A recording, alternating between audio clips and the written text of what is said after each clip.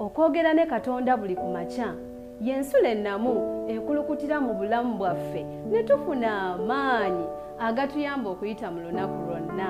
Funa amaanyi nga tonnafuluma nnyumba yo. Ekisa kya Mukama waffe Yesu Kristo n'okwagala kwe era tubyebaza kubanga n'enkya ya leero tuleese nga tuli balamu. Mukama waffe yeebale atukulembeza mu kiro n'atuleeta enkya nga tukyalamu. Tuli balungi kuba nti atwagala okuyiga ku kigambo kye mu maaso yange Nza Edison Kiza Shema nga nsinzira wano Kabulengwa.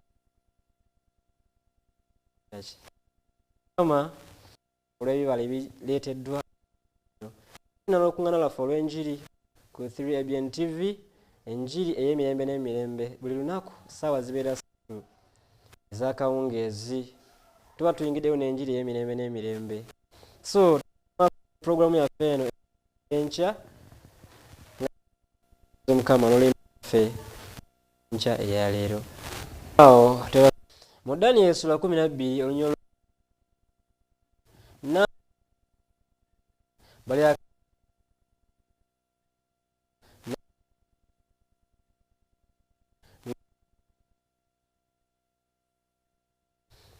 nyira folo kuju olowooze ku bigambo bikulu nnyo naddala ku kyokuyiga bigambo bituteekateeka olw'okweteeka.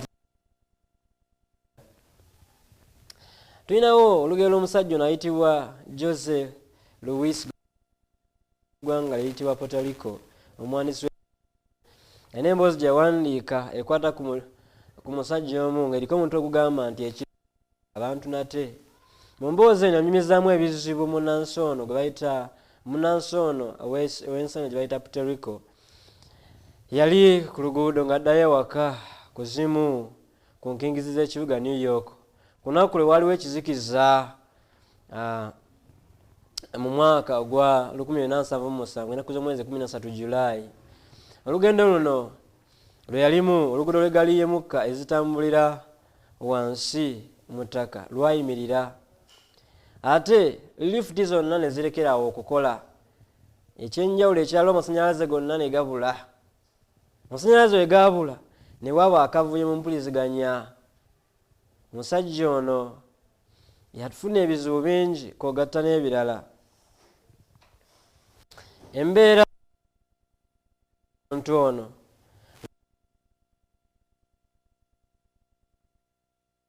nyini ng'ayagala okubeerawo bambi nga taata nga omwana we azaalibwa ekitaasoboka, era oluvannyuma yatuuka naye ng'omwana yazaalibwa dda. Era waatyo wadde nga kyali kityo ye ne bannansi ab'e Puerto Rico ne basalawo okulinnya waggulu ku kasolya k'ennyumba okujaguza okuzaalibwa kw'omwana. Jjukira embeera eyaliwo, amasannyalaze nga gazikidde, ate empuliziganya nga zigootaanye, ate era nga ne lifuti zonna zaasirise. Kwegamba embeera yali yakazigizigi, akabaati kali kamaze okuba nga kayingira mu kitundu. Naye omusajja agamba nti baalinnya akasolya k'ennyumba kubanga bajaguza amazaalibwa g'omwana ono. Okuva awo ne balaba eggulu erijjudde emunyeenye nga lirina omwezi omunene ennyo, era omwezi ono gwali gwagga ogufaanako ate obudde obw'ekiro. Omusajja ono Puerto agamba nti awo we baafuukira abantu nate, abantu be bamu abaava mu kizinga ekyewaabwe. Omusajja ono wanyumya emboozi eno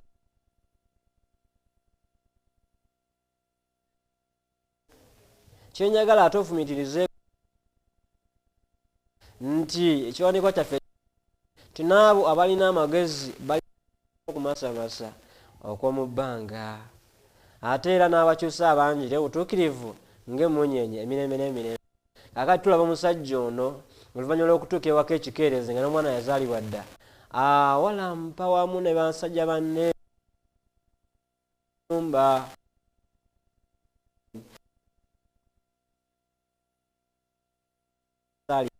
omwana waabwe ono wadde nga taata teyasobola kubeerawo ng'omwana.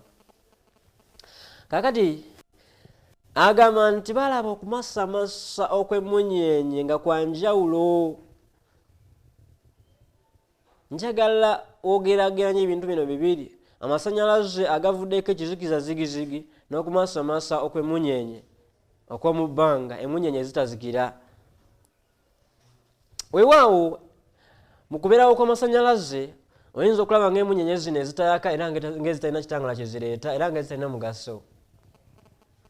Naye amasannyalaze gamala okuzikira n'olaba okumasamasa kw'emmunyeenye zino n'okwaka kwazo n'olyoka omanya omugaso oguzirimu. Kakati gwe muganda wange ne mwannyinaze nkusaba ebintu bino bibiri obigeraageranye, emmunyeenye ez'obutone Katonda z'ateekawo mu bbanga okwaka okutuwa ng'ekitangaala eky'ekiro n'amasannyalaze gano agateekebwawo ng'abantu. Era mugange emboozi eno tekoma ku kutegeera gye baava ko n'amalala ag'abantu bano abawanganguka, naye era eraga embeera etali ya buntu, embeera etayamba ey'obulabe eyaliwo mu nsi eno eya New York. Kwegamba nga buli omu tayagala kumanya, yenjogera ennaku zino tebaagala kumanya, tebayamba, tebeefiirayo. Kwegamba buli kimu kye bakola buli omu ayagala akola bimukwatako. Ennaku zino abantu bagamba nti nkola binnyumira.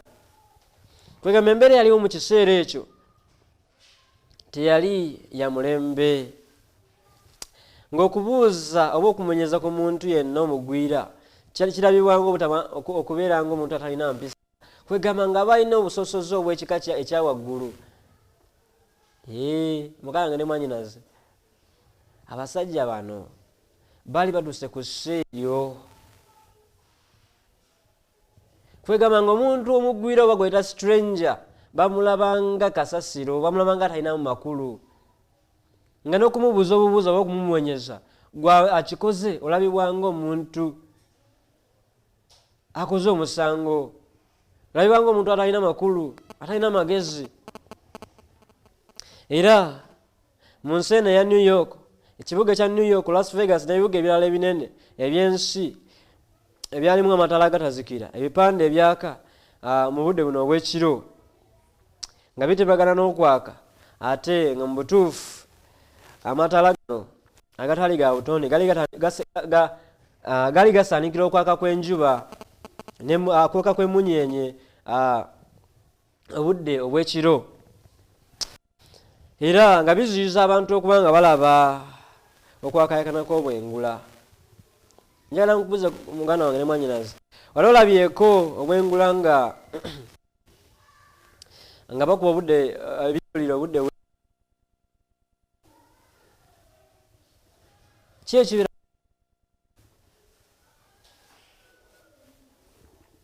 kubanga amasannyalaze gaggyibwako bulungi n'olyoka olaba nga bamaziddwa omuliro anje ez'enjawulo gamba nga zoleka obulungi w'ebire amu ate ensi neesookeddayo mu kizikiza zigizigi mu kasirise ak'ekiro.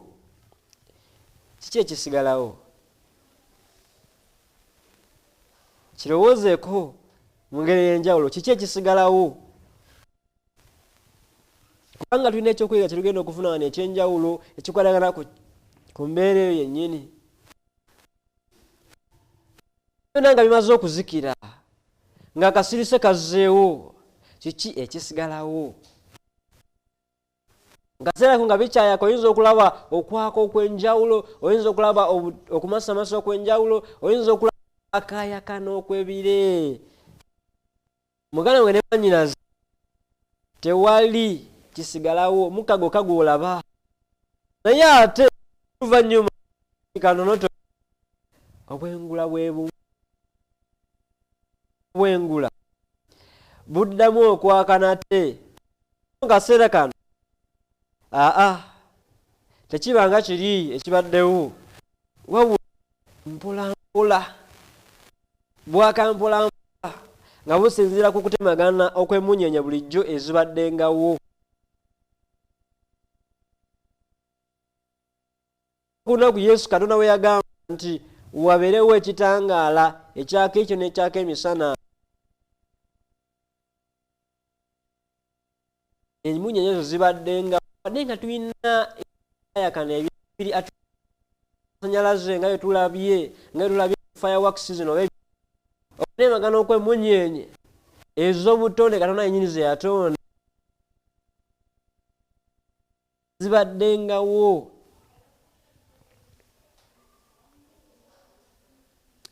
Mu ngeri enjawulo muganda wange ne mwannyinaze oyinza okuba tonantegeera, oyinza okuba weebuuza biki bye twogerako. Ate munyenye ate amasanyalaze ne byaka. Kino nno tulinamu ekyokuyiga ekyenjawulo. Obwengula obujjudemu emunyenye ez'amazima busaanikirwa ebiriroliro n'ebipande ebyaka ebitali bya butonde. Kyokka obwengula obwo bwennyini bubeerawo so si mu kirooto, naye ng'amazima ag'olubeerera. Amazima gano ag'olubeerera agagenda okweyongerayongerayo okwaka buli ttaala zonna ez'oku nsi nga zizikidde. Kakati eggulo twalabye muganda wange ne mwannyinaze nti obulamu buyita mangu.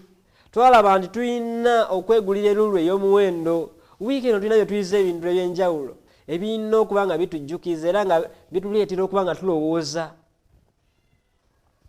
Nsaba naawe olowooze era ofumiitirize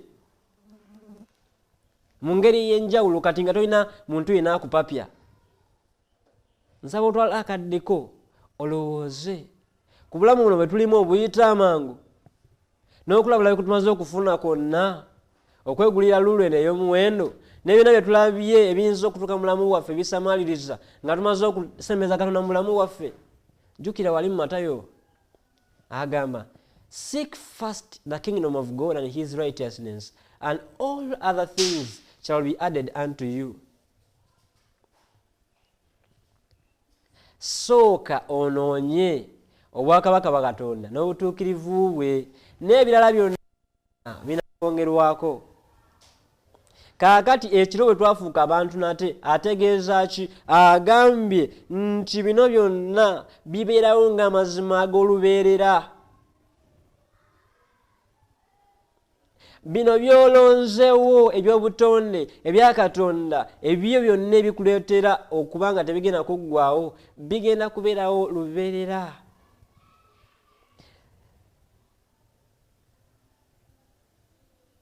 Omwogezi omu yayogera n'agamba, don't love the things of God but love the God of the things. Toyagala bintu bya Katonda naye yagala Katonda ow'ebintu.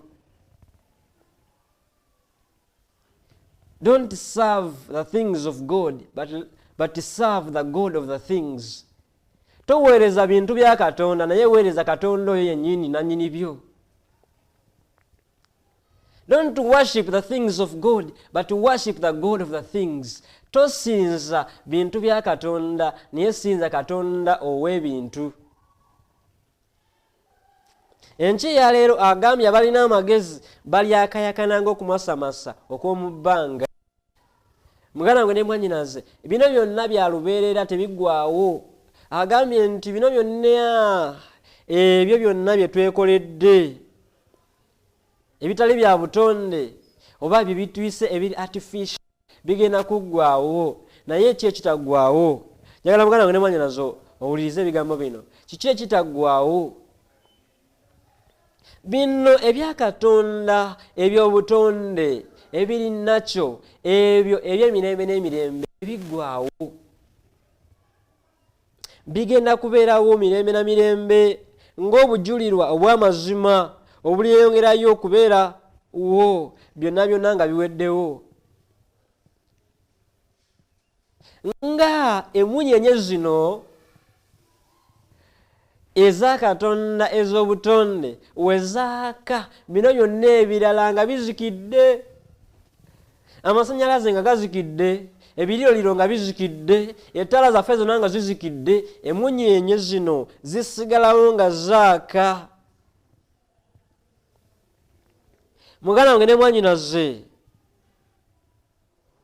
Katonda agambye abo bonna abakyusa abangi eri obutuukirivu bagenda kubeera ng'emunyeenye emirembe n'emirembe.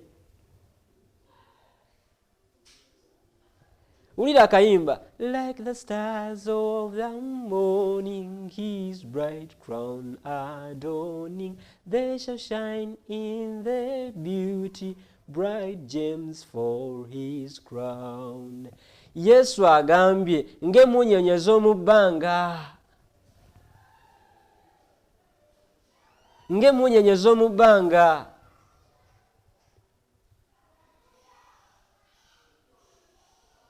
We shall be the gems like the stars of the morning. Tugenda kubeera bamuwendo. Abalina amagezi balina kubeera ng'okumasamasa okw'omu bbanga. Bali abalina amagezi, mu Daniel lyagamba nti knowledge shall increase, nti amagezi galyeyongera. The wise shall understand, nti abalina amagezi bajja kutegeera. Kaakati gwe muganda wange ne mwannyinaze alina amagezi gwagenda okutegeera, atalina amagezi tagenda kutegeera. Era mu ngeri y'emu muganda wange ne mwannyinaze njagala okujjukiza era nga nkutegeeza nti Katonda bino abyogera n'abo abalina amagezi bokka. Kaakati gwe atalina amagezi kankweyo ekyokuddamu kiri kimu.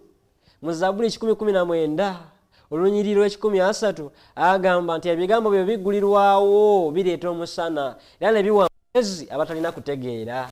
Kaakati kimu kyokka ky'olina okukola enkyeya leero, ggulirawo ebigambo bya Katonda mu mutima gwo olyoke ofuuke ekitangaala. Ng'emunyeenye z'omu bbanga ofuuke ekitangaala. Era ggulirawo ebigambo ebyo bikuwa okutegeera gwe wena atalina magezi. Ayinza ogamba nti nedda oyogedde nnyo bubi. Mukama agambye nti ebigambo bwe biggulirwawo bireeta amagezi eri abo abatalina kutegeera. Nti kubanga agambye nti abo balina amagezi balyakayakana ng'okumasamasa. Kakati gwe ogenda kukola otya? Kyava agamba mu Yakobo nti oyo yenna atalina magezi asabe Katonda atamma era ajja kumuwa. Gwe wenna yeetaaga amagezi saba Katonda. Mukama akukowoola enkyeya leero, weegatte ku abo abalina amagezi. Tuliise mu lugero luno olw'ebitangaala batugezezaako okutulaga nti bino byonna ebiri artificial, bino byonna eby'oku nsi, bino byonna ebyetulaba ebiggwaawo bigenda kuzikira. Kyava ayimba akayimba n'agamba, turn your eyes upon Jesus, look full in his wonderful face, and the things of earth will grow strangely dim in the light of his glory and grace. Ebintu byonna ebyensi bigenda kuzikira. Agambye nti bino byonna nga bizikidde, nti bino eby'obutonde ebigenda okubeerawo bigenda kweyongera okwaka ng'obujuliro obw'amazima. Will you be a gem for the kingdom of God? Agambye nti bano abagezigezi bokka bibagenda okumasamasa ng'obwengula. Era bonna bokka baleeta abangi eri obutuukirivu bagenda kubeera ng'emunyeenye emirembe n'emirembe. Kaakati tumaze okulaba ngeri gye tufuukamu abagezi, tuleeta tutya abangi eri obutuukirivu tulyoke tufuuke emunyeenye. Kyava agamba mu Matayo essula 5 olunyiriri essula 5 olunyiriri 13 n'olw'14 nti mwe muli musana gwa nsi, muli munnyo gwa nsi. Yesu atulabula nti tuli munnyo gwa nsi. N'ayongerako mu Yokaana nti kale omusana gwe gwakenga weegute mu maaso g'abantu balyoke balabenga ebigambo ebirungi bye mukola, balyoke bagulumize Kitammwe. Omusana gwaffe gwake mu maaso g'abantu balabe bye tukola. Beera kyakulabirako, ogenda kuleeta bangi eri obutuukirivu kubanga bakulaba bagenda kugulumiza Kitaffe. Kyava atongerako mu Matayo n'atulumira ddala 28 tusoma kuva 18 paka olwabiri agamba nti mugende mu nsi zonna. Oluvannyuma lw'okugamba nti tumpeeredde obuyinza mu ggulu ne ku nsi, atutuma nti mugende mu nsi zonna. Kaakati agambye bonna abakyusa abangi eri obutuukirivu bagenda kubeera ng'emmunyeenye emirembe n'emirembe. Olina ki muganda wange ne mwannyinaze okusituuka olwaleero luno lwennyini? Sabbiiti yiino etuuse ng'ogenda okusinza, lowooza ku bigambo bino nti abo bonna abalina amagezi balibeera ng'okumasamasa okw'omubwengula oba okw'omu bbanga, n'abo abakyusa abangi eri obutuukirivu ng'emmunyeenye emirembe n'emirembe. Muganda wange ne mwannyinaze, njogedde bingi naye nkusaba olowooze ku kigambo kino. Eby'ensi byonna bigenda kuzikira. Nga bwe tulabye nti amasannyalaze gazikira, lifuti ne zisirika, enguudo eggaali eziyita wansi mu ttaka ne zisirika nga ne zikyatambula ne zeesiba, ebyempuliziganya ne bigootaana nga amasannyalaze geesibye. Byonna bisobokera ddala okubaawo naye waliwo ekitagenda kusirika. Agambye nti emmunyeenye ez'omu bbanga zo tezaazikira. Kyova olaba omusajja ono watuuka ewaka balinnya kasolya okukuza amazaalibwa g'omwana ono, kubanga ebyo byonna eby'obutonde bya lubeerera. Kaakati naawe muganda wange mwannyinaze, Katonda agambye nti abakyusa abangi eri obutuukirivu balibeera ng'emmunyeenye kubanga zo tezizikira. Naawe omusana gwo tegulina kuzikira. Kyava akugamba nti omusana gwe kagweyongerenga, kagwakenga. Fe tulina akayimba ketera okuyimba eno mu kkanisa yaffe mu baana nti this little light of mine I'm gonna let it shine. I'm gonna let my light shine every day.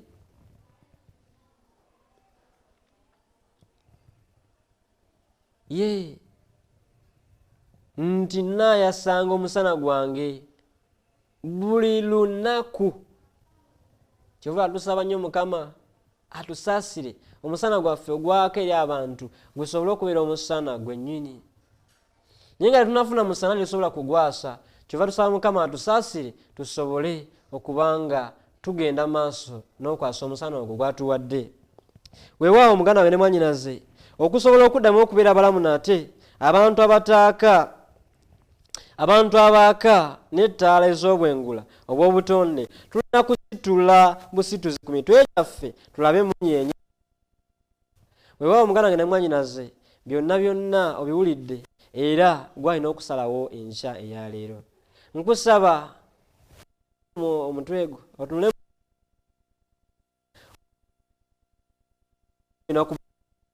kubanga agambye twake tulyoke tuleete bangi eri obutuukirivu tubeere ng'emmunyeenye emirembe n'emirembe. Mukama akuwa omukisa. Tugenda kwewomeka tusabe ate Mukama atusaasire tubeere bwe tutyo.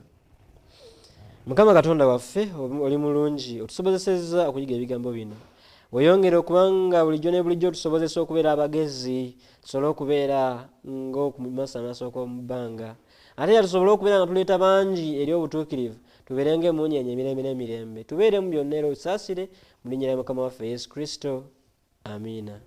Saba Mukama akumpeera omukisa, beera bulungi. Sabbiiti ennungi. Okwogera ne Katonda buli ku makya y'ensula ennamu ekulukutira mu bulamu bwaffe ne tufuna amaanyi agatuyamba okuyita mu lunaku lwonna.